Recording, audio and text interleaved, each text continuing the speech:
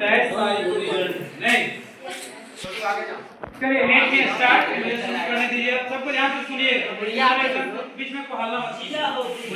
इतना बढ़िया तो मेरे पास में ऐसा है वीडियो हम काट दो यार। Okay sir, let's start. So today I am here to say something about English grammar.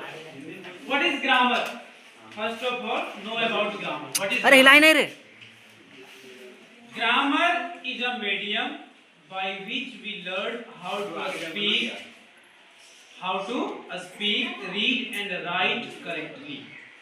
कोई भाषा को कैसे शुद्ध लिखा जाए, बोला जाए, पढ़ा जाए, वो होता है व्याकरण। क्या होता है? व्याकरण। If you talk about English grammar is necessary to learn English. ये अंग्रेजी सीखने के लिए ही ये भाषा जरूरी है, इसका नॉलेज बहुत जरूरी है। और इसके तहत the main thing is parts of speech. Parts of speech को अंग्रेजी ग्रामर का जड़ कहा जाता है। क्या कहा जाता है? जड़। इसका हिंदी होता है शब्द भेद। क्या होता है? शब्द भेद। यानी words, whatever words you study in English language, जो भी आप लाइन लिखते हैं अंग्रेजी में, उसमें जो भी वर्ड्स आप सीखते हैं, सारा को कहा जाता है parts of speech. Parts of speech है क्या? यदि इसको आप सिंपल लैंग्वेज में डेफिनेशन दें तो ये होता है कि all the English words have been divided into 8 groups according to their work. यानी अंग्रेजी में जितने शब्द हैं उनको उनके काम के हिसाब से 8 भागों में बांटा। कितने भागों में? 8 भागों। जिसको कहते हैं पार्ट्स ऑफ स्पीच। जिसमें आता है नाउन, प्रोनाउन, वर्ब, एडजेक्टिव, है ना, एडवर्ब, प्रीपोजिशन, इंटरजेक्शन, जिसको हमें गाना के तौर पर सिखाए थे। नहीं सिखाए थे कि नहीं? क्या गाना था वो? गा दीजिए सर। कि अंग्रेजी के सारे शब्द पार्ट्स ऑफ स्पीच कहलावे। अच्छा। नाउन नाम बतावे, प्रोनाउन उसके बदले आवे। है कि नहीं? एडजेक्टिव विशेषता बतावे, वर्ब ऐसा बतावे, एडवर्ब सबकी विशेषता बतावे, प्रीपोजिशन संबंध बतावे। प्रीपोजिशन संबंध बताता है, यही प्रीपोजिशन हम लोग पढ़ेंगे। कंजंक्शन वाक्य को जोड़ेला, इंटरजेक्शन आश्चर्य बतावे रे। अंग्रेजी के सारे शब्द पार्ट्स ऑफ स्पीच है कि नहीं? तो चलिए हम बात पढ़ रहे हैं प्रीपोजिशन। क्या पढ़ रहे हैं? प्रीपोजिशन। प्रीपोजिशन का मतलब ये है कोई शब्द के पहले आकर उस शब्द का रिश्ता किसी और नाउन या प्रोनाउन, नाउन या प्रोनाउन। जैसे हम लोग कहते हैं I am going to school, I am going to school. यहाँ जो टू है टी, वो आई और स्कूल के बीच का रिश्ता होता है। आई और स्कूल के बीच का रिश्ता है कि नहीं? मैं विद्यालय आता हूँ तो आई कम टू स्कूल। यदि यहाँ टू आप हटा दें तो ये वाई एकदम अशुद्ध मान, समझ गए?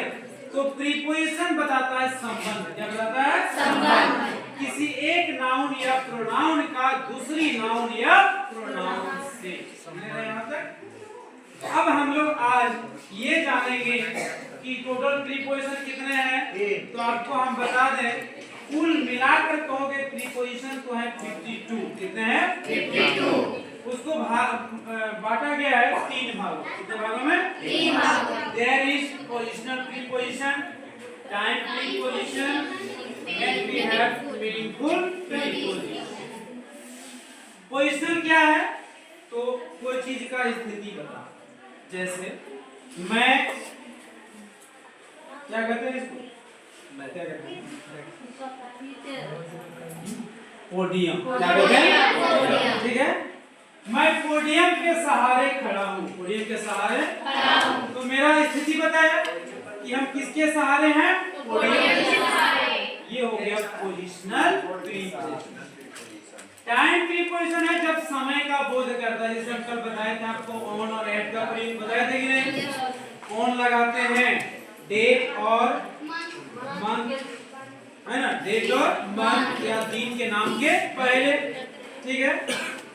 लेकिन आपको बताए थे कि इन कब लगाते हैं या फिर आप कहते हैं एट कब लगाते हैं, तो सर्टेन टाइम रहेगा तब, जैसे मान लो 2 बजे 3 बजे 4 बजे आना है तो वहां लगाएंगे एट, लगाएंगे। ये हो गया। मीनिंगफुल क्या है जी? तो जब एक वर्ड का कई मीनिंग हो, जैसे सर पृथ्वी गोल है, क्या कहेंगे? The earth is round, the earth is round, ठीक है। मैं इस विद्यालय का 3 चक्कर लगाया, I gave 3 rounds of this school, of this. अब एक राउंड का मतलब बोले पृथ्वी गोल, एक राउंड का बोले पृथ्वी मतलब इस स्कूल का हम 3 चक्कर लगाए, तो राउंड वर्ड हम यूज किए। तो जब एक वर्ड का हम 2 या 2 से अधिक तरीका में यूज करें तो वो होता है मीनिंगफुल प्रीपोजिशन। क्या होता है? मीनिंगफुल। तो चलिए इसी कड़ी में आज हम लोग 8 तरह का प्रीपोजिशन का चर्चा करेंगे। पहला है on, over, above. On, over, above. तीनों का मीनिंग होता है पर या ऊपर, पर या ऊपर।